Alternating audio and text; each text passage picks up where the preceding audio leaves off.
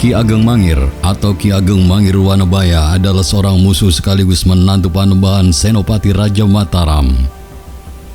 Pada era pemerintahan Panembahan Senopati, Mataram berselisih dengan Mangir yang dikuasai oleh Ki Ageng Mangir Wanabaya. Namun, apakah perselisihan itu merupakan fakta sejarah atau fiksi sejarah? Untuk menyimak selengkapnya, silakan bantu kami dengan cara klik tombol subscribe dan nyalakan tombol loncengnya agar Anda mendapatkan notifikasi video terbaru dari kami secara gratis. Check it out!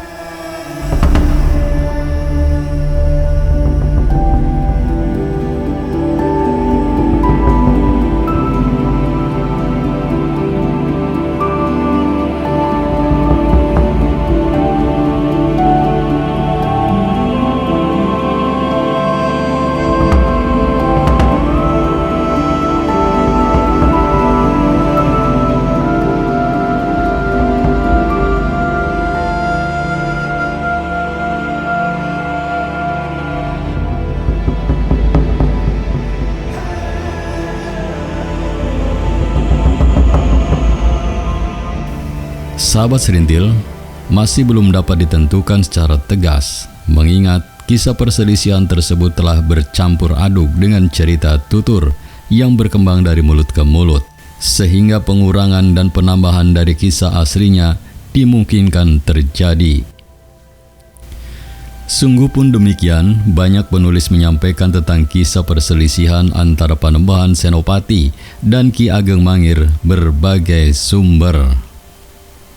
Sahabat Serintil, kami akan mencoba untuk menganalisis perihal perselisihan kedua tokoh tersebut secara gamblang. Namun sebelum menginjak pada bahasan inti terlebih dahulu, kita ketahui tentang silsilah Ki Ageng Mangir Wanabaya. Nama Ki Ageng Mangir IV yang memiliki nama asli Bagus Wanabaya ditemukan dalam Babat Tanah Jawa. Naskah tersebut menyatakan bahwa Ki Ageng Mangir masih terah Prabu Brawijaya V dari Majapahit. Sementara itu, Panembahan Senopati juga merupakan terah Prabu Brawijaya V juga.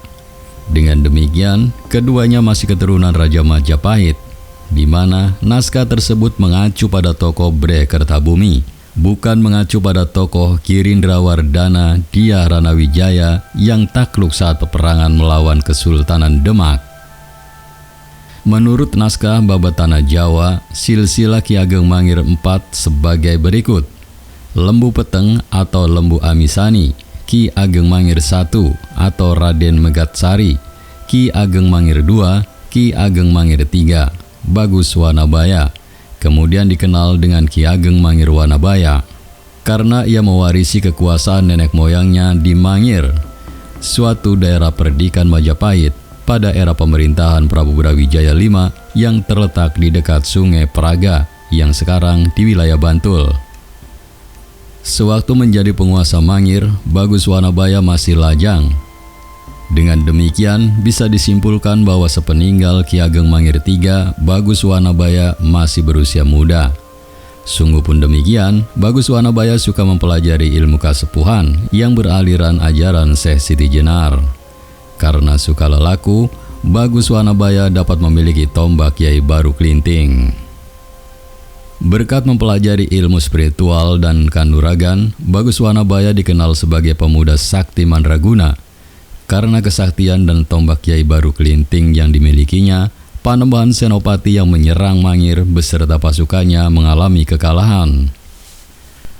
Kegagalan menundukkan Ki Ageng Mangir IV, Panembahan Senopati disarankan oleh Juru Mertani untuk menggunakan rantai emas. Karena Ki Ageng Mangir masih lajang dan sangat tertarik dengan kesenian tayub, maka Panembahan Senopati menggunakan Retna Pembayun, putrinya sebagai rantai emas. Atas nasihat Juru Mertani, Retna Pembayun menyamar sebagai ledek atau penari seni tayub. Dengan disertai Adipati Martalaya, Dalang Sandiguna, Ki Jaya Supanta, Ki Sandi Sasmita, Ki Suradipa, dan Nyai Adirasa. Sesudah mandi di Sendang Kasihan Bantul, Pembayun beserta rombongannya menuju ke wilayah Mangir untuk barang ledek atau ngamen dengan menari tayub. Ketika menjadi ledek, Ratna Pembayun menggunakan nama samaran Lara Kasihan. Mendengar warta bahwa rombongan kesenian tayub dengan penari berwajah jelita tengah ngamen di wilayahnya, Ki Ageng Mangir berkenan untuk menyaksikan. Maka Ki Ageng Mangir mengutus bawahannya untuk mengundang kesenian tayub itu pentas di halaman Dalem Mangiran. Perjubelan penonton memadati halaman Dalem Mangiran yang cukup luas untuk menyaksikan pertunjukan tayub. Banyak penonton lelaki kaya berkenan ngibing dengan lara kasihan. Mereka tidak lagi berpikir berapa banyak uang yang akan digunakan untuk nyawer lara kasihan. Sementara bagi laki-laki yang tidak berduit, hanya dapat menatapkan pandangan nanarnya pada wajah dan gerakan tubuh menggoda lara kasihan saat menari. Melihat kemolekan wajah dan gerakan erotis lara kasihan, Ki Ageng Mangir terpikat. Akhirnya, Ki Ageng Mangir berkenan untuk menyunting Rara Kasihan. Karena memiliki rasa cinta pada Ki Ageng Mangir, Rara Kasihan yang melupakan tugasnya sebagai rantai emas itu menerima pinangannya. Hari-hari dilalui dengan bahagia oleh Ki Ageng Mangir, terlebih saat mengetahui Rara Kasihan telah mengandung benih cintanya.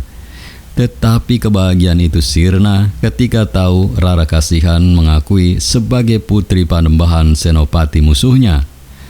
Namun berkat cinta pada Rara Kasihan, Ki Ageng Mangir bersedia menghadap Panembahan Senopati yang merupakan mertuanya. Dalam Babat Mangir, dikisahkan bahwa rombongan pengantin Ki Ageng Mangir dan Rara Kasihan itu diiringi dengan banyaknya emban pembawa ubah rampe dan serah-serahan dengan cara dipikul. Karena terlihat pikulan serah-serahan itu mentul-mentul atau memantul-mantul, maka lahirlah nama Kota Bantul, suatu wilayah yang sekarang di bawah pemerintah daerah istimewa Yogyakarta. Setiba di Mataram, rombongan pengantin dari Mangir tersebut dijamu di bangsal Pecaosan. Sementara Ki Ageng Mangir menghadap Panembahan Senopati di Penangkilan.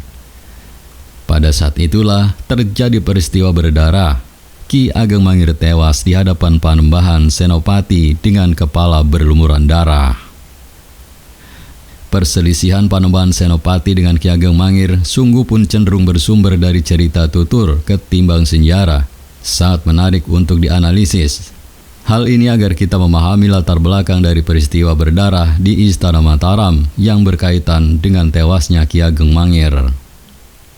Muncul suatu pendapat bahwa motivasi Panembahan Senopati untuk menundukkan Ki Ageng Mangir IV karena ingin mendapatkan legitimasi sebagai keturunan Prabu Brawijaya V dari Majapahit.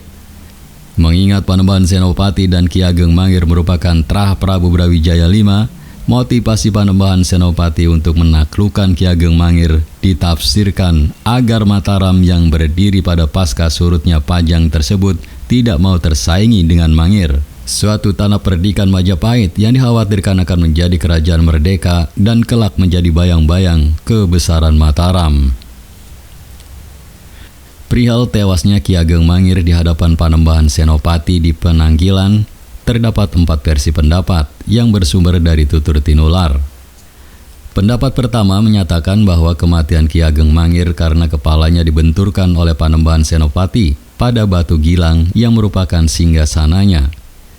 Bila kisah ini benar, maka berdirinya Istana Mataram telah dilumuri darah Ki Ageng Mangir. Sesudah tewas, jasad Ki Ageng Mangir dimakamkan separuh di dalam benteng makam dan separuh berada di luar makam Raja-Raja Mataram di Kota Gede Yogyakarta. Sampai sekarang, makam ini bisa dilihat ketika berziarah di makam tersebut. Pendapat kedua mengungkapkan bahwa Ki Ageng Mangir tidak dibunuh, melainkan disingkirkan oleh Panembahan Senopati. Kepada Demang Tangkil, Ki Ageng Mangir dititipkan. Maka ketika meninggal, Ki Ageng Mangir dimakamkan di wilayah Tangkilan, Godean, Sleman. Makam Ki Ageng Mangir yang berdekatan dengan Sungai Konteng tersebut sampai sekarang masih bisa disaksikan. Pendapat ketiga menyebutkan bahwa Ki Ageng Mangir tidak dibunuh oleh Panembahan Senopati, melainkan diusir dari wilayah Mataram. Maka dengan dikawal pasukan Panembahan Senopati, Ki Ageng Mangir meninggalkan ibu kota Mataram. Setiba di desa Banaran, Ki Ageng Mangir dibunuh oleh pasukan Panembahan Senopati dan jasadnya dimakamkan di Tangkilan, Godean, Sleman. Sedangkan pendapat yang keempat menyatakan bahwa Ki Ageng Mangir tidak dibunuh oleh Panembahan Senopati, melainkan oleh Raden Rangga. Pendapat ini berpijak pada suatu asumsi bahwa kesaktian Raden Rangga setanding dengan kesaktian Ki Ageng Mangir. Dari keempat versi pendapat tersebut kiranya perlu dikaji lagi, mengingat semuanya berpijak dari cerita tutur tinular yang bisa ditambah ataupun dikurangi. Selain itu, tidak ada bukti-bukti sejarah yang kuat tentang siapakah pembunuh Ki Ageng Mangir sebenarnya. Sahabat Serintil, demikian kisah Ki Ageng Mangir. Saya yakin Anda memiliki pendapat yang berbeda. Oleh karena itu, jika Anda ingin melengkapi atau meluruskan sejarah ini, silakan tulis di kolom komentar dengan bijak. Terima kasih telah menyimak video ini sampai selesai. Jangan lupa bantu kami dengan cara klik tombol subscribe, like, komen, dan share sebanyak-banyaknya. Ciao.